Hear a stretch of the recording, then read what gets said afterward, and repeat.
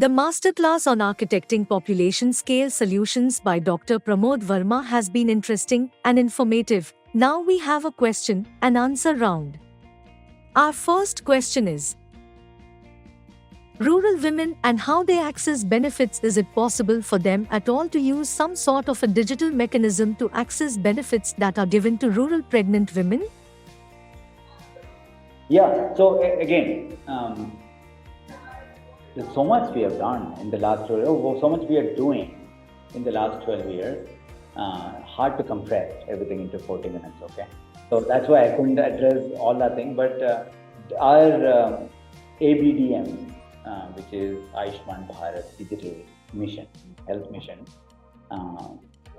provides a set of building blocks in terms of doctor registries, facility registries, portable healthcare records, and of course UHI, Universal Health Interface for discovery and fulfillment of telemedicine, labs nearby, ambulance, instead of not knowing which is your local ambulance number, because every city has different numbers and so on.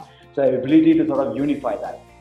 Now, we also have largest insurance program in the world, right?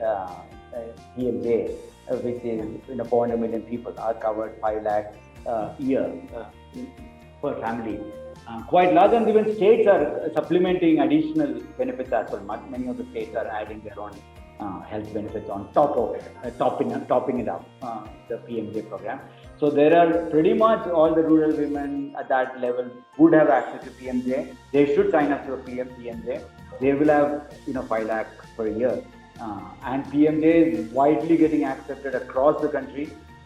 In addition to, and PM, you can say get your Aadhaar account or ABDM. You can start see these ads in the CSC centers and so on. Wherever you have this, they'll enroll them. So you take them to a CSC center, they can actually enroll themselves into this program completely free. And very high chance they all have Aadhaar anyway, so they can actually enroll themselves into a government subsidy program. In addition to that, pregnant women, before the pregnancy, during the pregnancy and post delivery, as Janani Sureksha Yojana continues to be part of JSY program, and that also is Aadhaar linked, and so it should be fairly straightforward. And if they have a bank account and Aadhaar linked, it's pretty straightforward to sign up. And if they have Aadhaar, opening a bank account became easy. So that's how you should look at it. Make sure they have a bank account. Make sure everyone has a bank account. Make sure, preferably, they have at least a shared phone number, mobile number to get to, because they can get OTPs and messages and so on. And then sign them up for ABDM and sign them up for JSY. But if you are also creating digital solutions, look at ABDM's APIs, open APIs and Stack, to say, how can I leverage that to provide a better access, primary care or access to care and affordability of care at the rural tag. Okay, that is the solution layer. For directly to citizens, sign them up for PMJ and ABD. When the ecosystem came together, there were two important hurdles that had to be overcome. First is the cost of upgrading from existing legacy systems, which had to be replaced with new interoperable protocol. How was that hurdle overcome? Second, there might have been certain vested interests, like existing wallets that already had their own kind of closed network. So how were they convinced to come on board into a shared, interoperable network? Who were the players who drove this project? We tend to catch up with which is already publicly known, like UPI, right? But there are upcoming ones like ONDC and Namayatri Kochi Mobility, which is never been ever done in the world, anything like that. So it's important that some of you also get to be the first writers, first authors of some of the paper, rather than waiting for some foreigner to write and then you write after that. So I also encourage you, but I'll send you a video separate. I'll send to Purabi, she can share it with all of you, separate video about the underlying what's called platforms to network. My talk on platforms to network. Okay, it's very important that with the network thinking. Why is India going towards the network approach architecture? So to answer your first question, it was not a replacement story in UPI at all. UPI was very carefully constructed or architected as the ability to move money between two accounts. So we were not getting into the inside of the bank and saying you replace your system. You have a stored value system and account system, and you have a bunch of applications like internet portal, consumer app, lending, card issuance, all the stuff you do. But just put this adapter, UPI adapter on one side, and the other side also speaks the same language called UPI. Suddenly, the ability to move real-time money at a click of the end user consent, authorization, become live, right? That's what we did. So UPI was not a replacement strategy. UPI was an add-on strategy that immediately created a unified acceptance network, right? That's what happened. And of course, UPI's QR code was, again, we brilliantly leveraged the QR code popularity and ease and printability. The ability to QR code is a powerful kind of opportunities there, and that's why you see vegetable vendors on the right roadside, all sticking QR code. They may not send money, but they definitely can receive money, right? So that's one of those interesting things. So second point, any disruption when we do, or anything that is seen as a disruption, incumbents resist. Okay, incumbents always resist, and I've not seen that pattern changing. Okay, frankly, other than when it comes to health and so on. Very interestingly, resistance is lower there. In the payment, resistance was very high, as you appropriately, and I don't want to name the companies, obviously they are.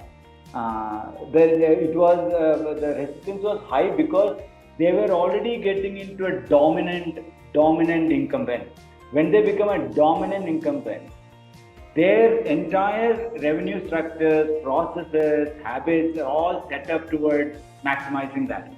Now you are asking a new way of, opening up, democratizing payments. They are starting to ask a lot of questions, like including card guys. Card guys were obviously card is another network card. Interestingly, card transactions went up, and our argument and people who thought UPI was a visa killer got it wrong. Frankly, we always said it is not a visa killer. Definitely, we wanted to make sure we are not subservient to a foreign product or anything in our country. RBI was always ahead of the curve to ensure that we have our own infrastructure, whether payment infrastructure or whatever, right? Always we've had it. And that anyway, UPI we had a sovereignty angle in it, but it is mostly an expand the market argument. We believe with 1 billion people, with 22 official languages and 100 plus very used languages, with so much of diversity, no single company can actually address the needs of that population. That means we need a unified, a network of solutioning that can work seamlessly between each other rather than further fragmenting. 100 million in this company, 10 million in the other company, 50 million in the other company, and nobody is interoperable. What is use of further fragmenting? First of all, we only had 100 million people at best, okay? 100 million people in the digital English-speaking crowd who is using this, 80 million maybe. Okay. Health tech, even worse. Health tech is, we have less than 15 million people combined all fractures of the world. Out of 900 million adults, think about it. 15. EdTech with the biggest names sponsoring T20 cups. We have less than 20 million people in their network. Paid real users of their network. We have 350 million children in schooling and in the high school education, right? So we are expanding and formalizing the pie is the real essence of what we do. But while doing that, almost always we need to do it through a slightly disruptive manner. When the disruptive incumbents resist it, but they see the value. So in UPI, to answer your second part of the second question, after the initial adoption, when the PhonePe had nothing to lose, they played the game, UPI game, because Samir and Rahul were starting the company and they said, we'll bet on it, and they went after it. Axis Bank was a small bank. They said, we'll go all out. Yes Bank was a small bank. They said, we'll go all out. And suddenly, there was a FOMO kicking in, and an expansion kicking in, a national narrative kicking in. UPI being a powerful India's answer to real-time payments. And at that time, they start realizing not joining, starting to become an impediment for their own growth. But interestingly, when they joined, even they expanded the market. They did not shrink the market, including card industry. did not shrink, they only grew. Because what we are doing is we are creating habit at scale. 300, 400, 500 million people are doing digital money transfer with Aadhaar, between Aadhaar and UPI. That's a powerful, young, aspirational India starting to get habituated and starting to demand that I need to have the solution. That means everybody is winning. There is no need to lose. But initially, they all resist. Of course, we see the same. With the Kerala Open Mobility and Karnataka Namma Yatri, how do you get adoptability? How can we think of discoverability with these types of new innovations when there are already big dominant players in the market? Urban mobility is a worldwide waiting to be disrupted. Last few weeks ago, one of my friends, the Beckn protocol, for example, one of the CEO of that foundation was in Milan, and he was going through Europe, talking about Beckn protocol work and decentralized networks. Right outside the metro stations, they have wall paintings, saying no Uber, power back to the people, and so on. This is not a Namayatri auto rickshaw problem. It is a worldwide phenomenon of an unsettled risk, vertical angst that's actually coming out about this platform monopolies. Okay, because by the way, 2 days back, somebody in San Francisco, one of the most leading VC venture capitalists, traveled from San Francisco airport to his house, all Palo Alto and all, big guys, and and taxi guy, he paid $39 to Uber. $39 to Uber, and he was, because he knew of India work, he's an Indian VC, he asked the driver, how much are you getting out of it? And driver showed you $17.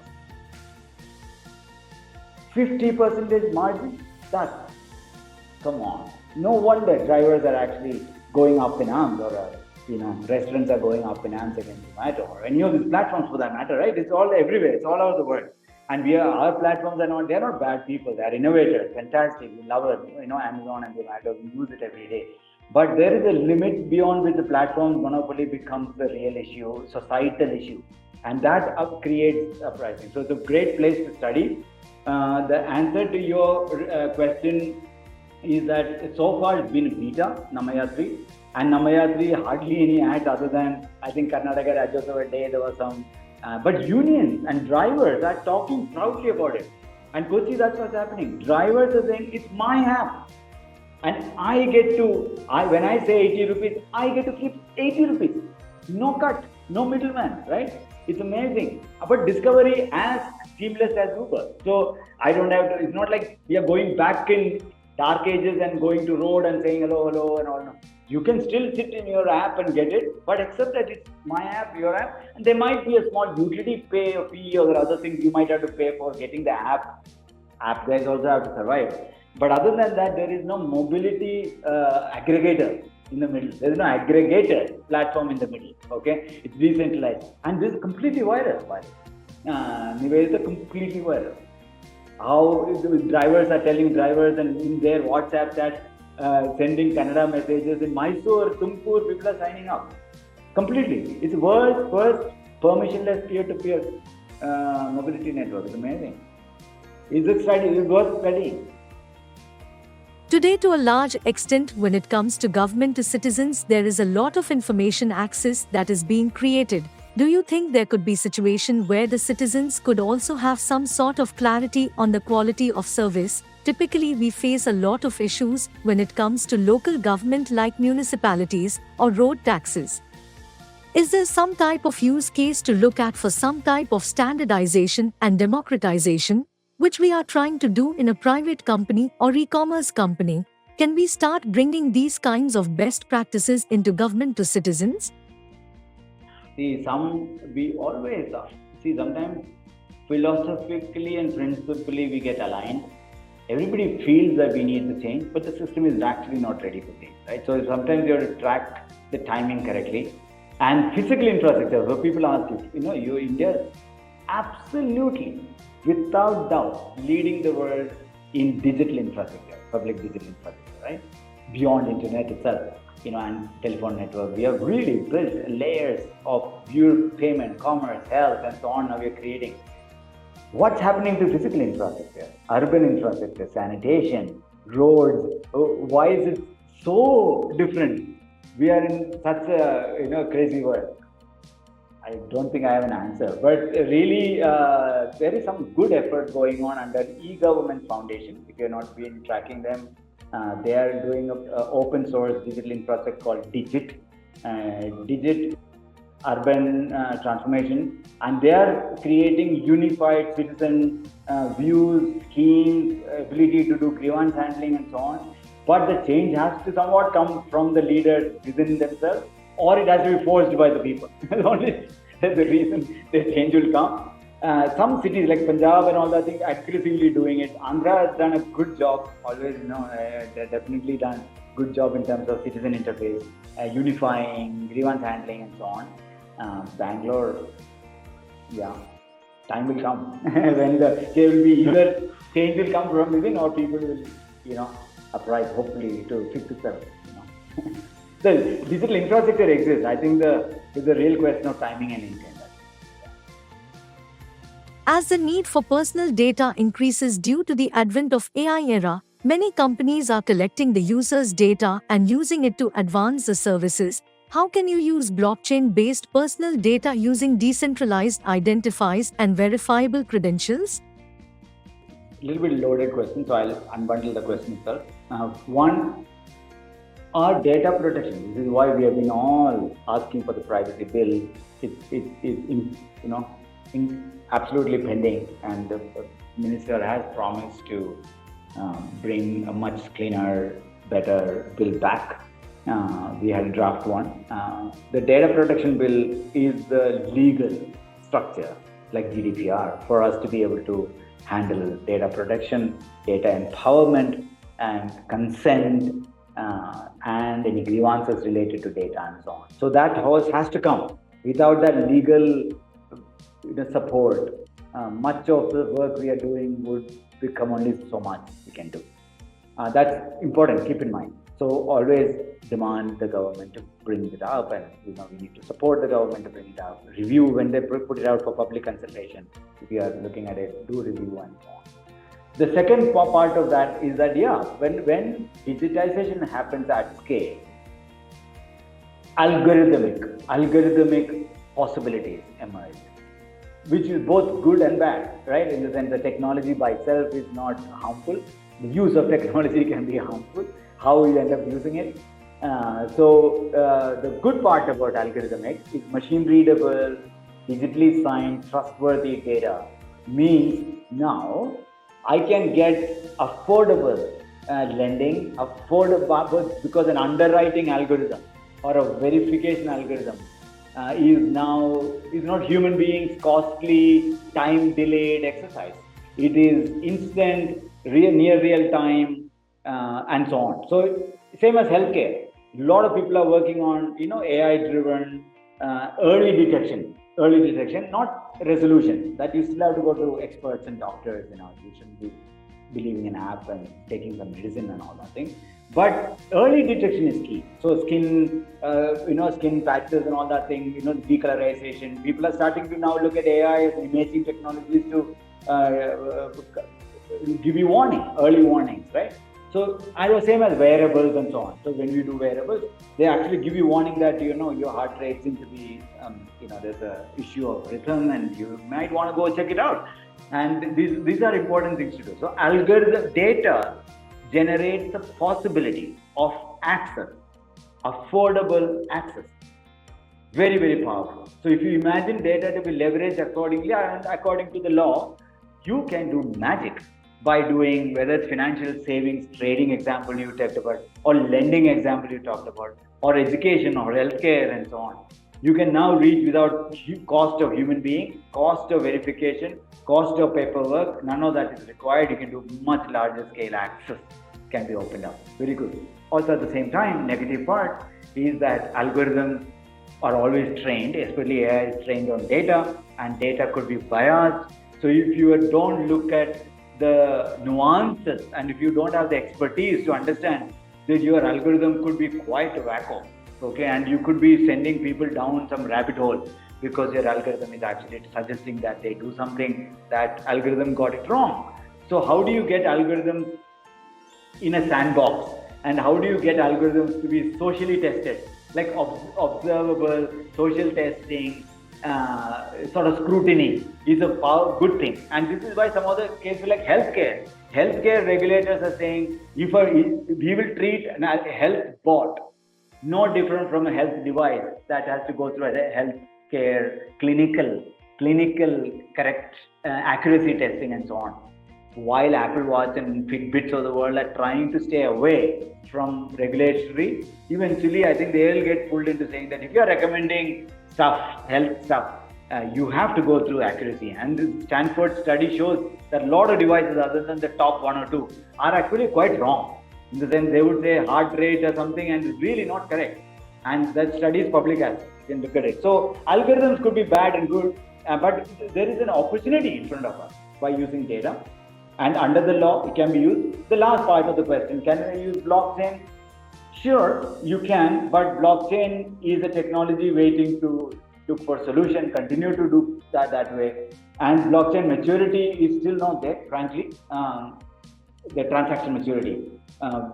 For example, we can't do 6.8 billion UPI transactions every month on a blockchain. It's just going to crash and burn. Its cost is enormous. Power cost and running cost is enormous. The delays are TPS, transaction per second, is low, still low. So, you know what? If the technology matures and if the technology can be used for moving assets, digital assets like verifiable identity, verifiable assets, verifiable credentials, not so bad. Could be used. Blockchain could be used. And one of our open source work does verifiable credentials on sunbird.org. If you go to sunbird.org, you will see a lot of EkStep Foundation work. Is doing verifiable credentials building blocks. That has an open source team working on a blockchain integration where the credentials can go on the blockchain. So it's quite possible, but not for transactional purposes. You might have to do it outside the block. Okay, I hope I answered. A bunch of heavy questions here. Would be interesting to know how the finer dynamics of how UPI system kind of emerged and evolved. But no, it's one of those things, right? I know, I'll try to get you whatever I think is gettable.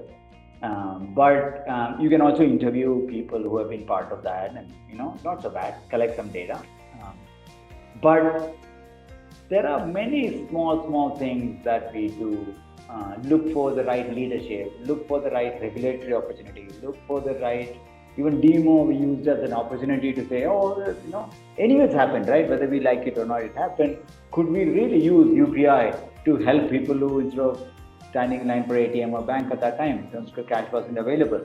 So I think some of them might seem, quite cunningly done, but it's actually, the intent of this is always been pure, and none of us take any, a lot of us, at least personally me, don't take stakes in private companies and so on. So we're all doing open source good work for right intent. But there are some nuances about how we conversations with specific companies, conversations with specific banks to push them or fraud them and getting them might be still confidential, and some of them may not be available. Yeah, but it's worth it. Like Aadhaar, for example, at least 3-4 books were written on Aadhaar through interviews. So sort of 10 years later, we know the nuances of Aadhaar much in the public sector, public domain. I suppose you can do something with the UPI as well. I'll connect you with NPCI team. I'll connect you with some of the volunteers who are part of it. Some of the early adopters in the banks. There might be some people individually they might be willing to say. And as long as it's not putting somebody down or creating some nonsense issues, gossip issue, hopefully they're all good learning. Hope you enjoyed this masterclass and thank you for watching. Don't forget to tune into our next one.